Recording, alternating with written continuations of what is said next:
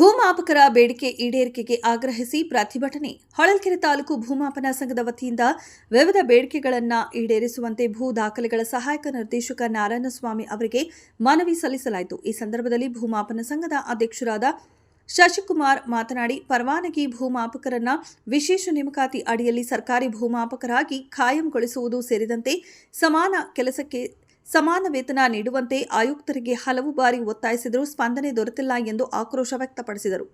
ಗೌರವಾಧ್ಯಕ್ಷ ಶಿವಣ್ಣ ಮಾತನಾಡಿ, ಸರಿಯಾದ ಸಮಯಕ್ಕೆ ವೇತನ ನೀಡುತ್ತಿಲ್ಲ, 3-4 ತಿಂಗಳು ವೇತನ ಬಾಕಿ ಇದ್ದು ಕುಟುಂಬ ನಿರ್ವಹಣೆ ಕಷ್ಟಕರವಾಗಿದೆ ಎಂದು ತಿಳಿಸಿದರು. ಸಂಘದ ಸದಸ್ಯರುಗಳಾದ ವಿಶ್ವನಾಥ್, ಕೃಷ್ಣಮೂರ್ತಿ, ಪ್ರಸನ್ನ, ಬಸವರಾಜ್, ಪುನೀತ್, ಗೀತಾ, ಗುರುಪ್ರಸಾದ್, ನವೀನ್ ಕುಮಾರ್ ಪ್ರತಿಭಟನೆಯಲ್ಲಿ ಪಾಲ್ಗೊಂಡಿದ್ದರು. ವರದಿ ನಾಗರಾಜು ಹದಡಿ, ಹೊಳಲ್ಕೆರೆ. ಕ್ಷಣ ಕ್ಷಣದ ಸುದ್ದಿಗಾಗಿ ವೀಕ್ಷಿಸಿ ರಾಷ್ಟ್ರಧ್ವನಿ ನ್ಯೂಸ್ ಕನ್ನಡ. ನಮ್ಮ ಹೊಳಲ್ಕೆರೆ ತಾಲೂಕಿನಲ್ಲಿ ಸುಮಾರು 20-25 ವರ್ಷದಿಂದ ನಾವು ಕೆಲಸ ನಿರ್ವಹಿಸ್ಕೊಂಡು ಬರ್ತಾ ಇದ್ದೇವೆ. ರೈತರ ಕೆಲಸಗಳು ಏನು ಮಾಡ್ಕೊಂಡು ಬರ್ತಾ ಇದ್ದೇವೆ.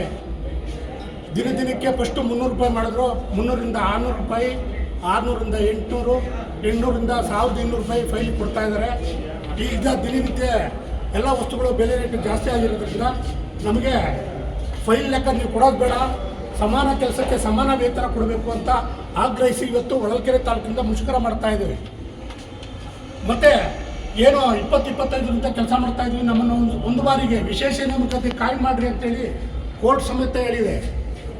ಕೋರ್ಟ್ ಸಮೇತ ಹೇಳಿದ್ರಿಂದ ನಮ್ಮನ್ನು ನಿರ್ಲಕ್ಷ್ಯ ಮಾಡ್ತಾ ಇದ್ದಾರೆ. ಅದಕ್ಕೋಸ್ಕರ ದಯಮಾಡಿ ಒಂದು ಬಾರಿಗೆ ವಿಶೇಷ ನೇಮಕಾತಿ ಅಡಿಯಲ್ಲಿ ಎಲ್ಲರನ್ನ ಕಾಯಂ ಮಾಡಬೇಕಾಗಿ ನಾವು ಕೇಳ್ಕೊಳ್ತಾ ಇದ್ದೀವಿ, ಸರ್ಕಾರನ ಒತ್ತಾಯ ಮಾಡ್ತಾ ಇದ್ದೀವಿ.